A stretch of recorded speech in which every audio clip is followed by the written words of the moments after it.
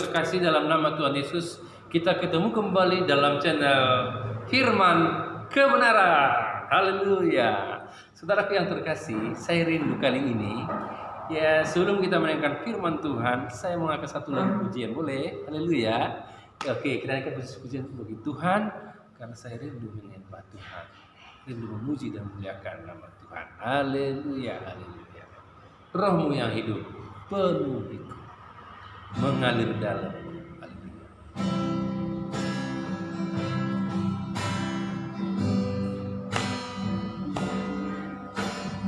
Rohmu yang hidup penuhiku, mengalir dalamku. Jiwaku tenang bersamamu dalam naunganmu. Kubuka hati untuk jamahanmu, berserah penuh di hadiratmu. Kau ambil alih seluruh hidupku, di altarmu menyembah. Buka hati untuk jamahanmu, berserah penuh di hadiratmu. Kau ambil alih seluruh hidupku, di altarmu menyembah. Bapa Surgawi, Bapa yang baik, haleluya. Kami buka hati kami rindu Engkau dalam kami dalam Engkau. Sebentar kami akan mendengarkan firman-Mu. Urapi hamba-Mu, urapi firman yang hamba-Mu sampaikan. Biarlah ia dapat berguna, memberkati kami semua. Dan semua pemirsa diberkati lewat channel ini. Firman kebenaran. Dalam nama Yesus, amin, amin. Haleluya, haleluya. Haleluya, Tuhan Yesus memberkati. Haleluya, saudaraku. Nah, topik kita kali ini, saudaraku, ada 7 makna penting di balik COVID-19. Ada 7 makna penting di balik COVID-19.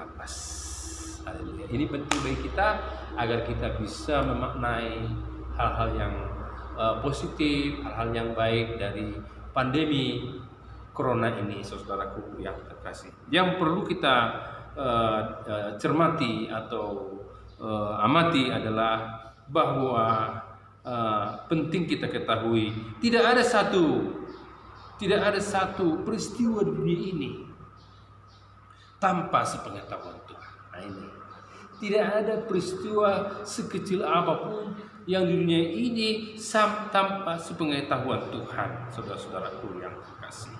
Oleh sebab itu kita harus mempelajari 7 makna penting di balik COVID-19. Haleluya, haleluya. 1, yang pertama, dengan adanya COVID-19 ini mendorong kita untuk semakin banyak berdoa. Haleluya. Untuk semakin banyak kita berdoa kepada Tuhan.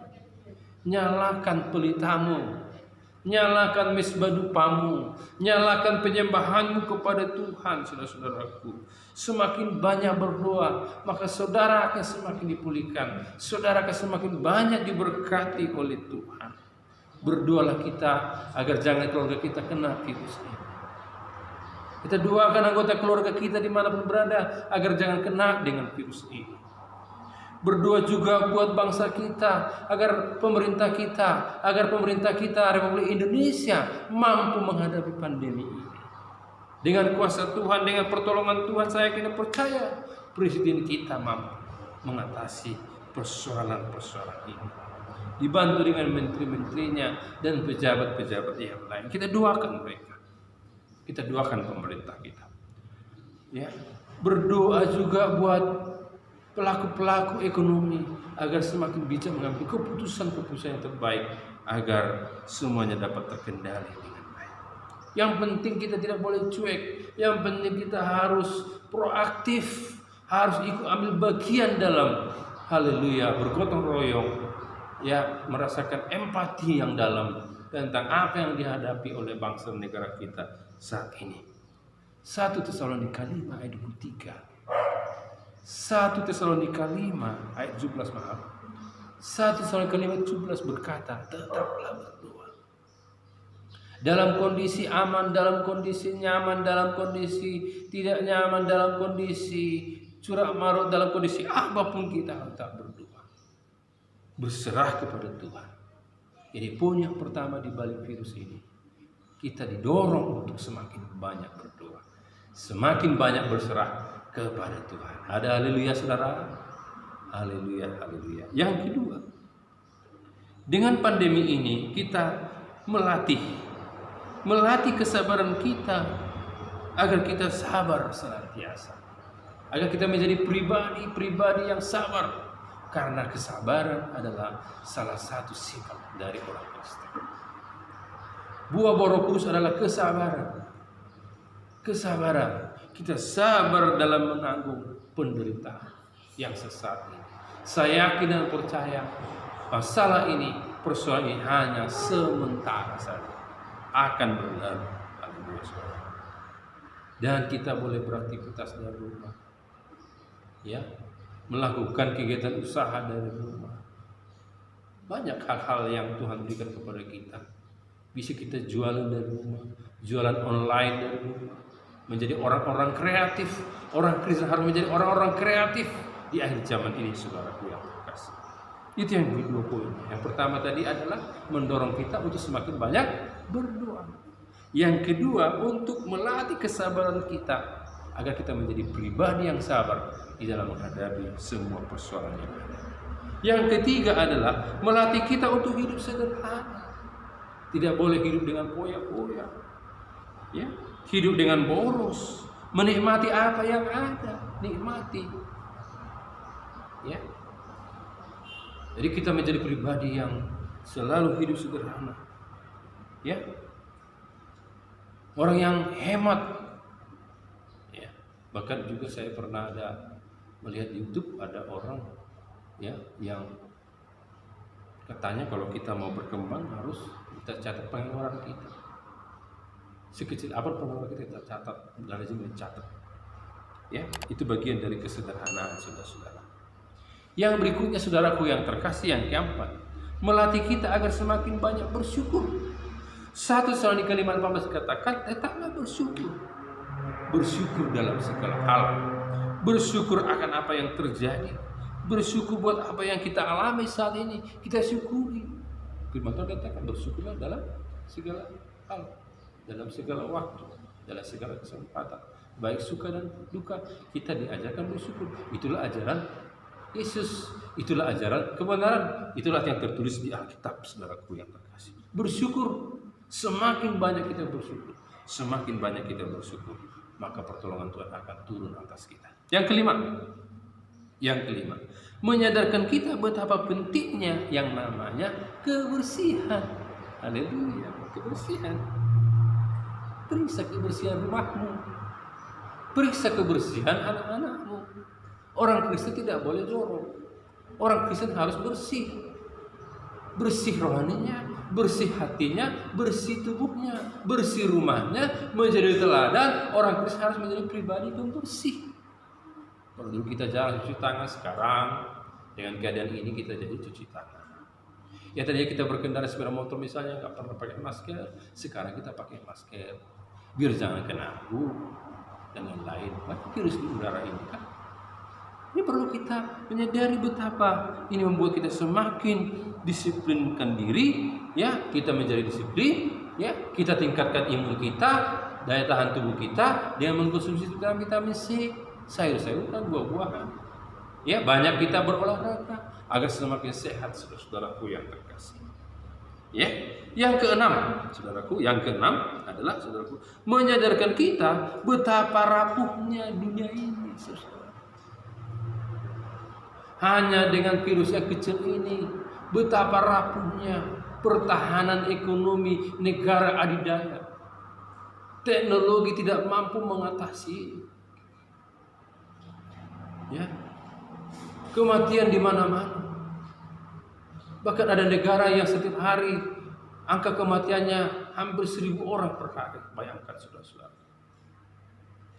Ya, betapa rapuhnya dunia ini. Dunia ini tidak bisa menjanjikan apa-apa. Dunia ini tidak abadi. Dunia ini sementara saja, saudara-saudaraku. Ya, dunia ini sementara saja.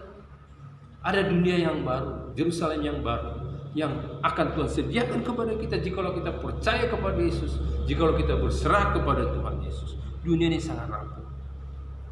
Berapa ratus perusahaan sekarang yang dihentikan. Ya, tempat-tempat perbelanjaan mewah berapa sekarang yang tutup. Berapa juta orang yang pengangguran lewat pandemi ini, saudara. Ekonomi semua pada tertekan. Ya, oleh sebab itu saudaraku, kita belajar sekarang berpengharapan kepada Tuhan, menyadarkan kita, oh dunia ini sementara saja. Tinggal di dunia pun kita hanya sementara saja.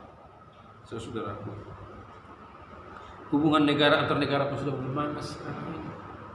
Tidak tahu apa yang akan terjadi. Nah sekarang saudaraku adalah kita harus membangun hubungan yang baik dengan Tuhan. Mempelai itu berbicara tentang hubungan. Hubungan kita harus perbaikan kepada Tuhan. Kita perbaiki dengan Tuhan. Bagaimana hubungan kita? Bagaimana doa kita? Bagaimana penyerahan kita? Penyembahan kita kepada Tuhan. Saudara-saudaraku yang terkasih. Ya, saudaraku. Yang terakhir saudara-saudaraku yang terkasih adalah yang ketujuh, saudaraku. Ya. Yang ketujuh ini adalah menyadarkan bahwa orang agar datang kepada Tuhan. Berapa orang sekarang bertobat karena corona ini? Banyak orang yang diinsapkan, banyak orang yang disadarkan lewat corona ini. Ya. Banyak orang yang datang kepada Yesus, berduyun-duyun datang kepada Yesus. Ini positif juga, saudara-saudara. Yang tidak pernah ke gereja, jadi ke gereja. Yang tidak pernah berdoa, jadi berdoa. Yang tidak pernah doa pribadi, jadi berdoa pribadi. Yang tidak pernah membaca Alkitab, jadi membaca Alkitab. Yang tidak pernah ada ibadah di rumahnya, karena stay di rumah, ibadah di rumah, jadi ada ibadah di rumah. Banyak kesempatan dengan keluarga, berkumpul dengan keluarga, mengintrospeksi diri. Sejauh mana kita, saudaraku, hubungan kita dengan Tuhan? Kalau dalam Matius 11 ayat 8 dikatakan, Yesus berkata, hai engkau yang letih yang berat, datanglah kepadaku, karena aku memberikan kelegaan kepadamu. Berarti kalau kita datang kepada Yesus, semua masalah beres. Ya, semua masalah terselesaikan di dalam nama Tuhan Yesus. Karena Yesus yang punya kuasa baik di surga, baik di bumi, saudara-saudaraku. Matius 8 ayat 26 dikatakan, ya, ketika murid-murid saudara-saudaraku menghadapi persoalan yang begitu pelik, waktu itu mereka di atas perahu, saudara-saudaraku. Angin begitu kencang, ya, mengganggu atau hendak membinasakan mereka. Tetapi Yesus bisa tertidur dalam kondisi itu. Artinya apa? Artinya Yesus bisa tenang di dalam menghadapi semua masalah. So, perkataan Yesus berkuasa untuk menghardik angin, untuk menghardik masalah. Terbukti saudara, ketika Yesus dibangunkan dari tidurnya. Yesus menghardik angin itu. Jangan takut. Aku bersama dengan engkau. Jangan takut, Yesus bersama dengan kita. Serahkan hidup kita kepada Tuhan dan percaya kepada Yesus, maka Yesus akan bertindak dalam kehidupan kita, menolong kita, memberkati kita semua, memulihkan keadaan kita. Nah, kesimpulannya saudara-saudaraku yang perlu saya sampaikan adalah renungkan dan pelajari 7 makna penting di balik COVID ini. Amalkan dan praktekkan. Saya yakin kita akan layak luput dari itu semua. Saya yakin dan percaya kita akan luput, ya, dari COVID-19 ini. Bersama Yesus kita akan menang. Bersama Yesus kita akan menang. Bersama Yesus badai pasti berlalu. Haleluya, puji Tuhan. Salam. Sekian, Tuhan Yesus memberkati. Haleluya, haleluya, haleluya. Mari kita berdoa. Bapa Surgawi, terima kasih Tuhan untuk kesempatan ini. Engkau sudah mengasihi kami, memberkati kami. Channel ini Engkau berkati sehingga menjadi inspirasi, menjadi berkat bagi banyak orang. Nama Tuhan dipermuliakan. Berkati semua orang yang pendengar dimanapun berada. Saksikan agar kami dapat menyaksikan sesi berikutnya. Dalam nama Yesus, apa yang kami dengarkan menjadi roh dan hidup, kami dapat praktekkan dalam hidup kami. Dalam nama Yesus, salam, haleluya, amin.